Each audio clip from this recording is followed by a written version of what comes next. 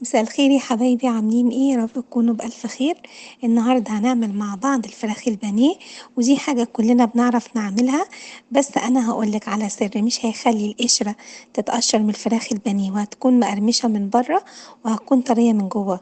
ان شاء الله هتعجبك. بصوا حبايب قلبي، انا هنا جبت بصلاية بس ما كانش حجمها كبير قوي، كانت يعني لا صغيرة ولا كبيرة، وسط. فرمتها فرم ناعم جدا جدا، وحطيت عليها فلفل اسمر وملح، ونزلت باتنين علبة زبادي. اتنين علبة زبادي دي كانت لكمية كيلو فراخ بانيه. وحطيت اتنين ليمونة. الأيام دي الليمون مش كبير قوي، فانتوا يعني الأحجام أكيد واحدة في كل الأسواق. فأنا عصرت اتنين ليمونة عليها. يستحب ان انت تعملي التتبيله دي من قبلها بيوم، هتخلي الفراخ هتتشرب من الحاجات دي كلها، وهيبقى طعمها حلو جدا. لكن لو انت عايزاها بتعمليها ومحتاجاها في وقت قريب، جالك دفع على غفله، حطي 3 ليمونات مش ليمونتين. نزلت هنا ببصل باودر وتوم باودر، ونزلت هنا ببهارات فراخ. بهارات الفراخ هتديكي اللون شوية، هتساعدك ان اللون يبقى اصفر كده كهرمان زي ما بيقولوا. بصوا يا حبايب قلبي، ونزلت بقطع الفراخ. وحاولي وانتي بتحطي التتبيلة مع الفراخ تشربي الفراخ من التتبيلة بتاعتها. تمام يا حبايبي. بصوا يا جماعة، انتوا ممكن كده تكتفي كده بالفراخ وتحتفظي بيها.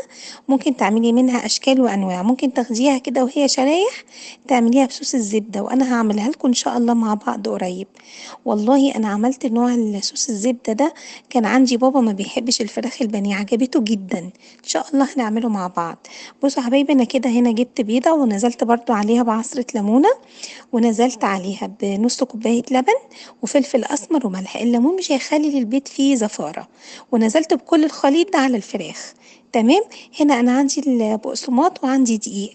بصي انا حاطه الكميه، يعني عشان تاخدي بالك ان البقسماط بيبقى نسبته اعلى. يعني مثلا لو مثلا فردا كوبايه، يبقى نص كوبايه دقيق. حطيت عليه بابريكا، وحطيت عليه توم باودر وبصل باودر وفلفل اسمر وملح نكهي. خلي بالك في ساعات فيجيتار يعني سايب بيتباع، يعني ما انصحكيش ان انتي تجيبيه بصراحه. تمام. ريتش باك ده حلو جدا، يعني من الانواع الحلوه. بصوا حبايب قلبي، انا خدت الفراخ وبضغط عليها بايدي. حاولي ان انتي تضغطي بايدك كده على قطعه الفرخه، عشان تتاكدي ان الكفر بتاعها مسك فيها جامد. ولما انتي تفرمي البصل، افرمي البصل ناعم قوي قوي، ما تقطعوش بايديكي علشان ما يبقاش حاجه حائره، يبقى حاجه كده، انا اسفه يعني، زي حائل ما بين الفرخه وما بين الكفر. تمام. لكن لما البصله بتبقى فرم ناعم قوي، مش هتضايقك ومش هتخلي القشره تسيب بعض. تمام يا حبايبي. لو انتي هتاخدي الحاجات دي معاكي في مصيف او حاجه، يستحب ان انتي تاخديها وهي متبلة لحد مرحلة الزبادي. ما تاخديهاش وتبقى شرايح كده وهي محطوط فيها بيض. تمام.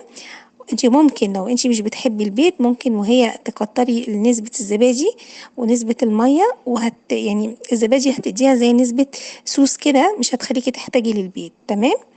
انا هنا حمرته في زيت. انا كنت عامله الوجبه دي مع مكرونه بصوص الزبده. اتمنى ان انتي تجربيها وان شاء الله هتعجبك، يعني هي طعمها حلو جدا والله. واتمنى ان انتي تجربيها وتقولي رايك ايه في الكومنتات، واتمنى ان انتي تشتركي في قناتي وتكوني اخت من اخواتي.